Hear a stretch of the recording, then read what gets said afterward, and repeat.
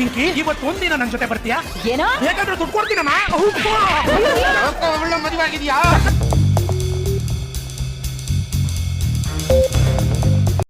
So ವೀಕ್ಷಕರೇ, welcome back to another video.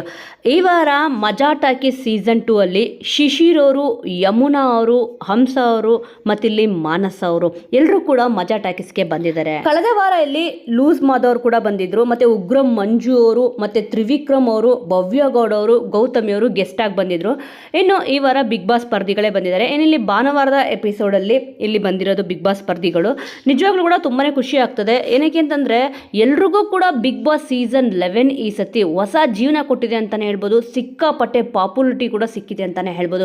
ಇನ್ನೇನು ಎಲ್ಲರೂ ಕುತೂಹಲದಿಂದ ಕಾಯ್ತಾ ಇದ್ದಿದ್ದು ಯಾರು ಅಂತಂದ್ರೆ ಮೋಕ್ಷಿತ್ ಅವರು ಬರ್ತಾರಾ ಇಲ್ವಾ ಅಂತಂದ್ಬಿಟ್ಟು. ಈ ವಾರ ನೀವು ನೋಡ್ಬೋದು ಇಲ್ಲಿ ಬಿಗ್ ಬಾಸ್ ಸ್ಪರ್ಧಿಗಳೇ ಕಳೆದ 2 ವಾರದಿಂದ ಕೂಡ ಬರ್ತಾ ಇದ್ದಾರೆ ಅಂತಂದ್ರೆ ಇನ್ನು ಮುಂದಿನ ವಾರ ಕೂಡ ಇಲ್ಲಿ ಮೋಕ್ಷಿತ್ ಅವರು ಬರೋ ಚಾನ್ಸಸ್ ಇದೆ ಅಂತಂದ್ಬಿಟ್ಟು ಅನ್ನಿಸ್ತಿದೆ. ಈಗಷ್ಟೇ ಒಂದು ಪ್ರೋಮೋ ಕೂಡ ಬಿಟ್ಟಿದ್ರು. ಇನ್ನು ಪ್ರೋಮೋ ಅಂತೂ ಎಕ್ಸಲೆಂಟ್ ಆಗಿದೆ. ಇನ್ನಿಲ್ಲಿ ಕುರಿ ಪ್ರತಾಪ್ ಅವ್ರು ಹೇಳ್ತಾರೆ, ಎಲ್ಲಾ ಕಡೆ ಹುಡುಗಿನ ಹುಡುಕ್ತೆ ಎಲ್ಲೂ ಕೂಡ ಸಿಗ್ಲಿಲ್ಲ ಅಂತಂದ್ಬಿಟ್ಟು ಹೇಳ್ತಾರೆ.